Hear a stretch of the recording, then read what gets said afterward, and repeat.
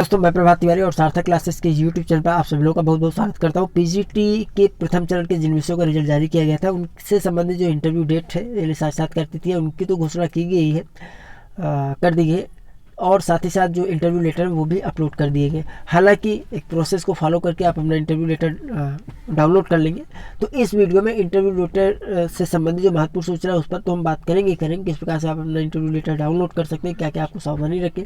साथ ही साथ कुछ अन्य महत्वपूर्ण प्रश्नों को भी हम आपसे शेयर करेंगे जो अक्सर आप लोगों के कमेंट के माध्यम से या व्हाट्सएप के माध्यम से मेरे पास प्रश्न आते हैं कि इंटरव्यू की प्रकृति कैसी होती है या इंटरव्यू कितनी देर चलता है, क्या पूरा प्रोसेस होता है। तो इस सब पे मैं आपसे बात करूंगा अपने अनुभव के आधार पर। सबसे पहले इस नोटिस को देख लेते हैं। तो काफ़ी इंपॉर्टेंट वीडियो होने वाला है, लास्ट तक देखिएगा। और तो सूचना विज्ञापन संख्या 2/2021 प्रवक्ता की लिखित परीक्षा दिनांक 17-18 अगस्त 2021 को संपन्न हुई थी। दिनांक 24 सितंबर 2021 को घोषित लिखित परीक्षा परिणाम के निम्नलिखित विषयों का साक्षात्कार दिनांक 5 अक्टूबर 2021 से प्रारंभ करते हुए दिनांक 20 अक्टूबर 2021 तक साक्षात्कार कार्यक्रम चयन बोर्ड द्वारा निम्नानुसार तय किया गया है। तो देखिए पहले चरण में 5 अक्टूबर से लेकर 14 अक्टूबर के मध्य अंग्रेजी, गणित, कला, गृह विज्ञान, संगीत वादन, जीव विज्ञान, भौतिक विज्ञान, मनोविज्ञान, तर्कशास्त्र और शल्य विज्ञान का इंटरव्यू होना प्रस्तावित है। इंटरव्यू 2 पालियों में होता है, मॉर्निंग पाली में और दूसरा इवनिंग पाली में। और दूसरा जो शेड्यूल है वो 16 अक्टूबर से लेकर 20 अक्टूबर तक है, जिसमें संस्कृत और रसायन विज्ञान का इंटरव्यू होना प्रस्तावित है। आगे कुछ इसमें देख लेते हैं क्या है। उपरोक्त साक्षात्कार कार्यक्रम तिथिवार विषयवार अभ्यर्थियों की सूची चयन बोर्ड की वेबसाइट पर प्रदर्शित है। सूची में अंकित अभ्यर्थियों से अनुरोध है कि दिशा निर्देशों का भली भांति अध्ययन करके परीक्षा पोर्टल पर उनके द्वारा ऑनलाइन आवेदन में उल्लिखित अभिलेखों को पोर्टल पर अपलोड करें और संस्था विकल्प का चयन करते हुए साक्षात्कार पत्र डाउनलोड करें। देख लिए जी, यहाँ पर ये कहा जा रहा है कि आपका जो इंटरव्यू लेटर है वो डायरेक्ट डाउनलोड नहीं होगा। आपको पोर्टल में जाना और वहाँ पर आपको सबसे पहले वरीयता क्रम देना, यानी कॉलेजों की वरीयता क्रम आपको भरनी है और उसके बाद इस सब का आपको प्रिंट आउट भी निकाल के रखना है और उसके पश्चात ही आप जो है अपना इंटरव्यू लेटर डाउनलोड कर पाएंगे। जब तक आप पहले की पूरी जो जानकारी वो उपलब्ध नहीं कराएंगे या नहीं भरेंगे पोर्टल में, तब तक आप अपना इंटरव्यू लेटर डाउनलोड नहीं कर पाएंगे। तो बहुत सावधानी पूर्वक जो है आपको अपने कॉलेज का चयन करना है। गलती की कोई गुंजाइश आप बिल्कुल मत छोड़िएगा, अन्यथा की दृष्टि में इंटरव्यू के दौरान आपको समस्याओं का सामना करना पड़ सकता है। तो बहुत सावधानी पूर्वक आप इसको भरिएगा, जल्दबाजी बिल्कुल मत कीजिएगा। और अगर आप साइबर कैफ़े से भी जाके भरवाते हैं तो सामने बैठ के आप इसको भरवाइएगा। और इसके बाद है डाउनलोड के तदनुसार नियत तिथि व समय को साक्षात्कार हेतु चयन बोर्ड कार्यालय में अपने मूल अभिलेखों के साथ उपस्थित हो। प्रथम बैच के अभ्यर्थियों के लिए रिपोर्टिंग का समय प्रातः 8 बजे और द्वितीय बैच के अभ्यर्थियों के लिए रिपोर्टिंग का समय जो है अपराह्न 12 बजे, यानी 8 बजे और 12 बजे 2 चरणों में है। तो अगर आपका दूसरे चरण में तो 11 बजे तक आप आराम से पहुँचिएगा और पहले चरण में है तो 8 बजे आप पहुँच जाइएगा चयन बोर्ड के कार्यालय। और इसके बाद देखिए महत्वपूर्ण अनुदेश क्या है, इन पर भी देख लेते हैं। अभ्यर्थी कृपया नोट करें कि साक्षात्कार है तो नियत तिथि व समय में किसी भी प्रकार का परिवर्तन किया जाना संभव नहीं होगा, क्योंकि बहुत सारे लोगों के अक्सर कमेंट आते हैं और आप लोग पूछते भी हैं कि सर हमारा जो इंटरव्यू शेड्यूल है वो चेंज हो सकता है। तो किसी भी तरीके से इसमें चेंज होने की डेट को गुंजाइश नहीं है। इसलिए जिस तिथि पे जिस समय पर आपका इंटरव्यू निर्धारित है उस तरीके से आप अपनी तैयारी कीजिए और आप समय पर आपको वहाँ पर पहुँचना होगा। प्रथम और द्वितीय बैच के अभ्यर्थियों के लिए रिपोर्टिंग का अंतिम समय 11 बजे और 3 बजे तक है। तो अगर 8 बजे नहीं भी पहुँचते, आप थोड़ा लेट भी पहुँच जाते हैं 8:30-9 तक, तो आपको कोई दिक्कत नहीं होने वाली है। वैसे भी ऑनलाइन लगा के एक लोगों को एंट्री दी जाती है। और लेकिन पहले बैच में 11 बजे के बाद और दूसरे बैच में 3 बजे के बाद आपको एंट्री नहीं दी जाएगी। तो इतना डिले आप बिल्कुल मत कीजिएगा। 8 बजे कोशिश कीजिए आप 8 साढ़े 8 तक पहुंच जाए और दूसरे बैच में आप 12 बजे नहीं पहुंच रहे तो 12:30-1 बजे तक जरूर पहुंच जाए, ठीक है। तदुपरांत अभ्यर्थियों को प्रवेश नहीं दिया जाएगा। अभ्यर्थियों को फेस मास्क, हैंड ग्लव्स और सैनिटाइजर साथ लेकर जाना होगा। तो ये तीनों चीज़ें आप अभी से सुनिश्चित कर लीजिएगा कि आपके पास फेस मास्क हो, हैंड ग्लव्स हो और सैनिटाइजर हो। इनमें से किसी एक के ना होने पर आपको इंटरव्यू चयन बोर्ड कार्यालय में प्रवेश होने से रोका जा सकता है। तो इनकी भी व्यवस्था आप कर लीजिएगा। आगे चयन बोर्ड परिसर में प्रवेश द्वार पर थर्मल स्कैनिंग और सैनिटाइजर की व्यवस्था रहेगी। देखिए ये सारे कोविड नियम है, आप लोग परिचित होंगे। अनुशासनहीनता, अशांत फैलाने अथवा साक्षात्कार कार्य में बाधा डालने पर अभ्यर्थियों को साक्षात्कार से वंचित किया जा सकता है तथा भविष्य की सभी परीक्षाओं से डिबार किया जा सकता है। अतः सभी अभ्यर्थियों से अनुरोध है कि साक्षात्कार प्रक्रिया में शांति बनाए रखें। देखिए किसी भी तरीके अगर कोई वहाँ पर पहुँचने के बाद आपको कोई दिक्कत होती है तो बहुत विनम्र भाव से आप बात कीजिएगा। चयन बोर्ड के अंदर आपको अपना पेशेंस खोने की ज़रूरत नहीं है।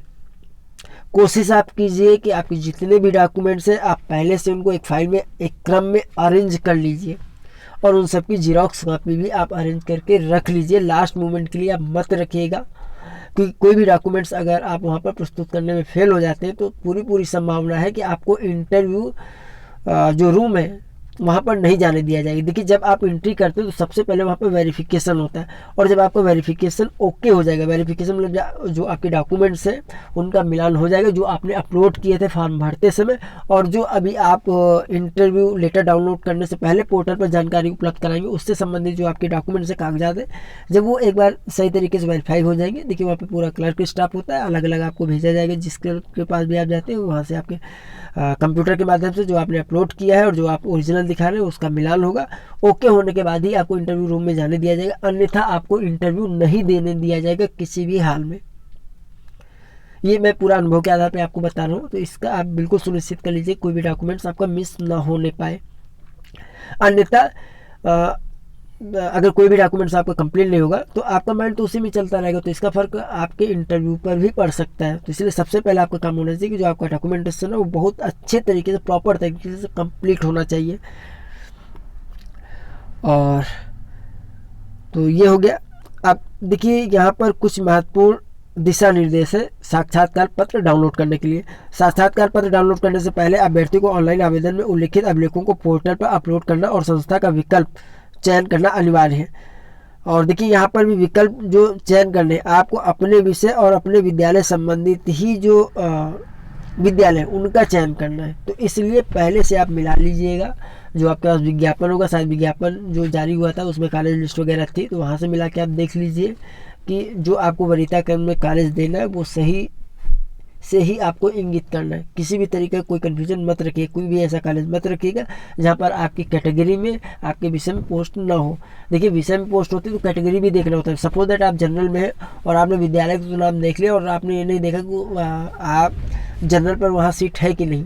सपोज दैट वहाँ पर ओबीसी की सीट है या एससी की सीट है और आपने जनरल कॉलेज डाल दिया, तो उस कंडीशन में आपको कॉलेज तो अलॉट नहीं हो सकता है। तो इसका भी आपको विशेष ध्यान रखना है। इसलिए मैं कह रहा हूँ बहुत सावधानी से, चाहे आप भरिएगा घर में बैठ के या साइबर कैफे से भराइएगा, तो उससे पहले आप पेपर वर्क जरूर कर लीजिएगा। और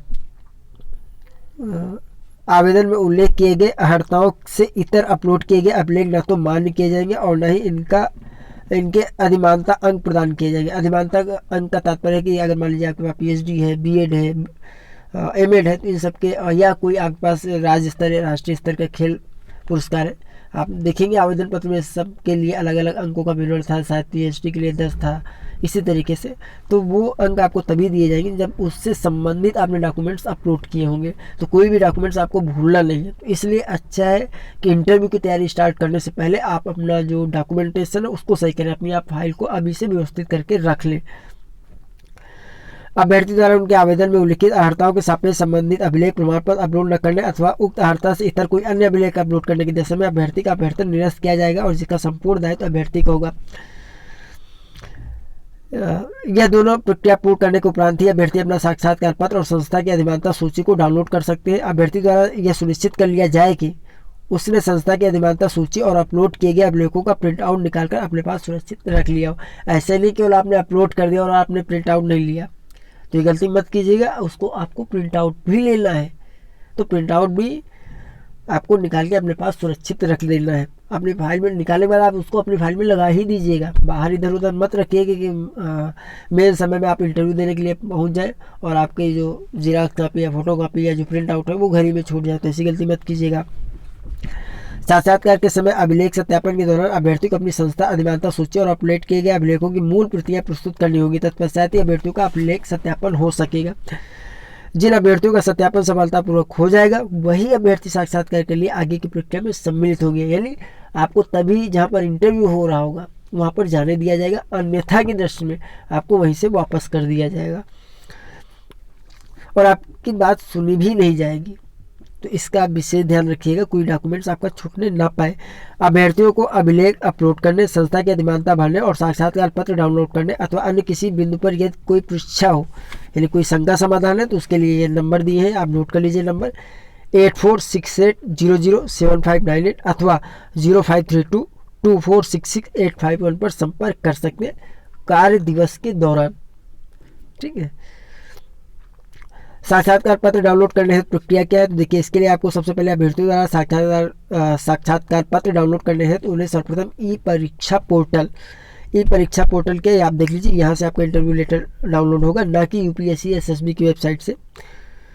यह है https://pariksha.up.nic.in/ पर जाकर Uttar Pradesh secondary education service selection board Prayagraj के लिंक पर क्लिक करना होगा। तो ये परीक्षा up.nic की जो वेबसाइट है वहाँ से आपका इंटरव्यू लेटर डाउनलोड होगा, ना कि यूपीएससी एसएसबी से। तत्पश्चात प्रवक्ता संवर्ग हेतु निम्नानुसार दिए गए लिंक पर जाना होगा। तो ये लिंक क्या है? Click here to submit college preference choice and download interview letter for the PGT examination 2021। तो आपको ये लिंक मिलेगा, इस पर आप क्लिक करेंगे तो यहाँ पर क्लिक करने के बाद आपको प्रेफरेंस चॉइस सीट भरनी होगी, उसका प्रिंट आउट लेना होगा और उसके बाद फिर आप अपना इंटरव्यू लेटर डाउनलोड कर पाएंगे। तो देखिए दिया है आगे, लिंक पर क्लिक करने पर डाउनलोड इंटरव्यू लेटर का पेज खुलेगा, जहाँ अभ्यर्थियों को अपने 10 अंकों के अनुक्रमांक वेरिफिकेशन कैप्चा कोड अंकित करके प्रोसीड बटन पर क्लिक करना होगा। उसके बाद सेंड ओटीपी पर क्लिक करके अभ्यर्थी को 6 अंकों की ओटीपी प्राप्त होगी और ओटीपी अंकित कर वेरीफाई ओटीपी करने पर अभ्यर्थी को उसका होम पेज दिखाई देगा। प्रदर्शित होम पेज में कुल 4 सेक्शन दिखाई देंगे। कौन कौन से? पहला सेक्शन कौन सा होगा? अभ्यर्थी का संपूर्ण आवेदन पत्र दिखेगा, जिसका अभ्यर्थी प्रिंट ले सकता है। अगर आप पहले प्रिंट आउट लेना भूल गए थे तो आप यहाँ से अपना फिर से एक बार आवेदन का प्रिंट आउट ले सकते हैं। दूसरा जो द्वितीय सेक्शन होगा उसमें अभ्यर्थियों को उनकी अधिमानताएं सबमिट चॉइस प्रेफरेंस भरनी, यानी यहाँ पर जो आपको कॉलेज की अधिमानता है उसको आपको भरना है। बाई और प्रदर्शित संस्थाओं की सूची में से अभ्यर्थी किन्हीं 5 संस्थाओं का चयन करेगा। आपकी तरफ एक तरफ सारे कॉलेज ओपन हो जाएंगे, उनमें से कोई 5 कॉलेज आपको चुनने होंगे। अभ्यर्थी जैसे संस्था को टिक करेगा वहाँ संस्था दाईं ओर दिखाई देने लगेगी। अभ्यर्थी द्वारा आवश्यकता अनुसार अधिमानताओं को रिसेट कर पुनः चुना जा सकता है। देखिए, हम मुझे ऐसा लग रहा है कि जब आपकी जो कैटेगरी होगी संभवतः उसी के आपके कॉलेज शो होंगे, तो आप इसको देख लीजिएगा, थोड़ा सा हो सकता है कुछ थोड़ा बहुत बदलाव उन्होंने किया हो। तो कॉलेज अधिमानता क्रम भरने में थोड़ा सा आप सावधानी रखिएगा। और ये देखिए, तभी आप देख पाएंगे जब उसको पोर्टल को ओपन करेंगे वहाँ पे क्या क्या है, तो ओपन करने के बाद ये आपको क्लियर हो पाएगा। और अथवा उनके अधिमानता के वरीयता क्रम में भी परिवर्तन किया जा सकेगा। अधिमानी संस्थाओं का चुनाव करने के पश्चात अभ्यर्थी वेरिफिकेशन कोड अंकित कर सबमिट योर चॉइस बटन पर क्लिक करेंगे, जिससे उनकी अधिमानताएं सबमिट हो जाएंगी। इसके पश्चात पुनः वेरिफिकेशन कोड अंकित कर लॉक योर चॉइस बटन दिखाई देगा। इस बटन पर क्लिक करके अधिमानता लॉक करना होगा, यानी पहले आपको अधिमानता क्रम भरना है, उसको क्रॉस चेक कर लेना है, फिर उसको लॉक करना है। और जब आप लॉक कर देंगे उसके बाद संस्था की अधिमानता की सूचना एक बार दर्ज होने के उपरांत उसमें कोई संशोधन या परिवर्तन संभव नहीं होगा। इसलिए अभ्यर्थी से अनुरोध है कि वो कृपया सावधानीपूर्वक विकल्पों का चयन करें। जो अधिमानता क्रम वो सही से आप भर लीजिएगा, उसको एक बार आप चेक कर लीजिए, 2 बार आप चेक कर लीजिए, तभी आप उसको लॉक कीजिएगा, क्योंकि एक बार अगर आपने लॉक कर दी तो फिर उसमें आप संशोधन नहीं कर पाएंगे। तो कोई जल्दबाजी नहीं करना है आपको, आराम से कीजिएगा, एक की बजाय आप 2 दिन का समय ले लीजिएगा। अधिमानता विकल्प लॉक करने के उपरांत अनिवार्य, ये देखिए सेक्शन 3 में है कि अधिमानता विकल्प लॉक करने के उपरांत अनिवार्य अभिलेख प्रपत्रों की सूची प्रदर्शित होगी। यहाँ अभ्यर्थियों को अपने अभिलेख डाउनलोड करने हैं। प्रत्येक अभिलेख के सम्मुख बारी बारी से जारी करने वाले प्राधिकारी जारी करने की तिथि, प्रमाण पत्र क्रमांक अंकित कर डॉक्यूमेंट्स अपलोड बटन पर क्लिक करेंगे। अभ्यर्थियों को आवश्यक साक्ष्य PDF फॉर्मेट न्यूनतम 25 KB और अधिकतम 500 KB में अपलोड करना होगा। यहाँ पर आपको एक बार फिर से जो है डॉक्यूमेंट्स अपलोड करने हैं। तो देखिए, जब आप इंटरव्यू लेटर अपना डाउनलोड करें, लेकिन अभी कैसे डाउनलोड करेंगे, तो देखिए इसको जब आप सेक्शन 3 में जाएंगे तो वहाँ पर आपको पता चल जाएगा कि कौन कौन से डॉक्यूमेंट्स आपको रिक्वायर्ड हैं, तो वो देख लीजिएगा। वो सारे डॉक्यूमेंट्स आपके पास होने चाहिए। अगर नहीं कोई डॉक्यूमेंट्स है तो फिर आप जो है आपको वहाँ पर रोकना होगा। उस डॉक्यूमेंट्स की व्यवस्था जब आप कर लीजिए तो फिर से आप जो है उसको अपलोड कर दीजिएगा। प्रत्येक अभिलेख के सम्मुख बारी बारी से जारी करने वाले प्राधिकारी जारी करने की तिथि, प्रमाण पत्र क्रमांक अंकित कर डॉक्यूमेंट्स अपलोड बटन पर क्लिक करने होंगे। अभ्यर्थियों को आवश्यक साक्ष्य PDF फॉर्मेट न्यूनतम 25 KB और अधिकतम 500 KB में अपलोड करना है। यानी जो भी आप डॉक्यूमेंट्स अपलोड करेंगे उससे पहले आप इंश्योर कर लीजिए कि जितनी भी आपकी मार्कशीट है, जो भी आपके डॉक्यूमेंट्स है, उनका जो उनकी जो सॉफ्ट कॉपी है उसका साइज 25 KB से कम नहीं होना चाहिए और 500 KB से अधिक नहीं होना चाहिए। तो साइज का आकार जो है वो आप पहले से ही चेक कर लीजिएगा। अगर कोई अपने एक से अधिक फाइल में हो तो उन सबको एक सिंगल फाइल में समाहित यानी मर्ज करके अपलोड करना होगा। सभी अपलोड करने को उपरांत वेरिफिकेशन कोड अंकित कर lock your upload documents button पर क्लिक करना होगा आपको, और फिर आप पहुंच जाएंगे सेक्शन 4 में।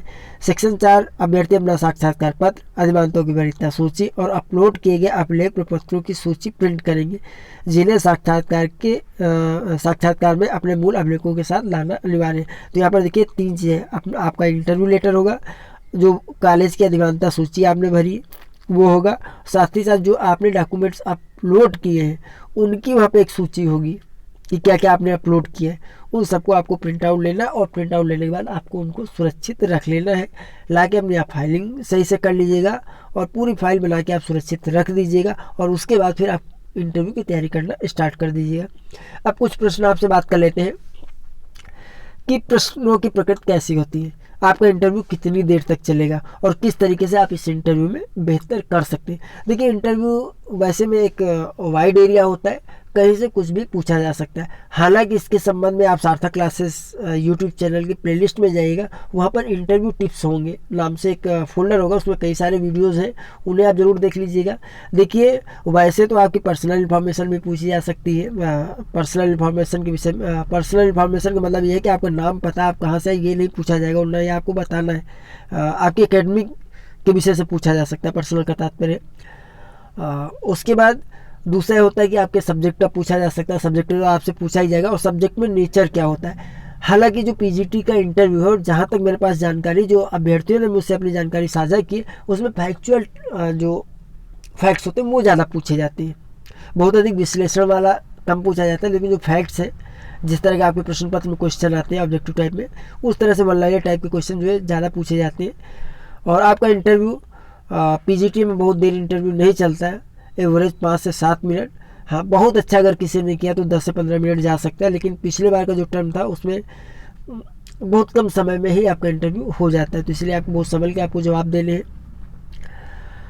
तो इस इंटरव्यू के लिए सब्जेक्ट में आपने जो पढ़ा है उसी को आप रिवाइज कर लीजिए। वैसे तो कहीं से कुछ भी पूछा जा सकता है, लेकिन आपको जो अपना इंटरव्यू देना है वो बहुत कॉन्फिडेंस लेवल के साथ में देना है। ऐसा ना हो आपको वहाँ जाके घबराना बिल्कुल नहीं, क्योंकि आपका कॉन्फिडेंस लेवल ही आपको आपके प्रदर्शन को बेहतर रूप से वहाँ पे प्रदर्शित कर सकता है और आपको अच्छे मार्क्स दिला सकता है। कई बार ऐसा होता है कि अभ्यर्थी इंटरव्यू रूम में प्रवेश करते हैं और जब इंटरव्यूअर के सामने होते हैं तो इतना डर जाते हैं कि वो बोल ही नहीं पाते। तो ऐसी गलती आपको बिल्कुल नहीं करना है। आप ये जाइए कि आपको सम्मान सहित एक शैक्षणिक पद के लिए बुलाया गया है, आपसे लोग बात करना चाह रहे हैं, आप उसी तरीके से जाके आप वहाँ पे जवाब दीजिए। जो भी आपके जवाब हो, जो बोर्ड मेंबर है उनका सम्मान बनाए हुए आपको अपनी बात को रखना है। वहाँ पर बेवजह से ओवर कॉन्फिडेंस आपको नहीं दिखाना है। तो अगर छोटी छोटी बातों का आप ध्यान रखें तो इंटरव्यू आपका अच्छा हो जाएगा और बहुत ज़्यादा घबराने की ज़रूरत नहीं है। अगर आपने एग्ज़ाम निकाला है तो सीधी सी बात है कि आपकी तैयारी अच्छी है और इसी तैयारी के आधार पर जो अभी तक आपने पढ़ा उसी के आधार पर यहाँ पर आपका इंटरव्यू अच्छा हो जाएगा।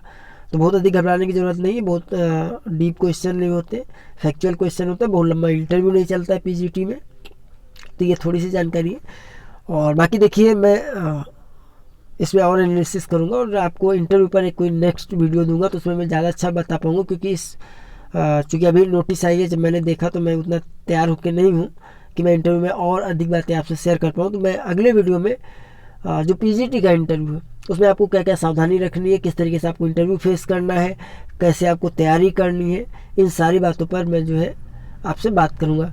तो सबसे पहले आप यही काम कीजिए कि इंटरव्यू के विषय में सोचने से पहले आप अपना इंटरव्यू लेटर डाउनलोड करके अपनी फाइलिंग को मजबूत कीजिए। पहला काम आपको ये होना चाहिए। साथ ही साथ सार्थक क्लासेस यूट्यूब चैनल के प्लेलिस्ट में जाइए, वहाँ पर इंटरव्यू नाम से अलग एक फोल्डर बना होगा, वहाँ पे आपको कुछ वीडियोस मिल जाएंगे, उनको आप ज़रूर देख लीजिए। तो अपने आप आपको एक आइडिया, पूरा एक सिनेरियो क्लियर हो जाएगा किस तरीके से आप इंटरव्यू में बेहतर कर सकते हैं। अंत में सार्थक क्लासेस की शुभकामनाएं आप सब लोगों के साथ हैं। आप इस एग्ज़ाम में बेहतरीन तरीके से सफल हों और इसी शुभकामनाओं के साथ हम आज की वीडियो को यहीं विराम करेंगे। हम आपसे फिर मिलते हैं अगले वीडियो में कुछ नई जानकारी के साथ। तब तक के लिए नमस्कार।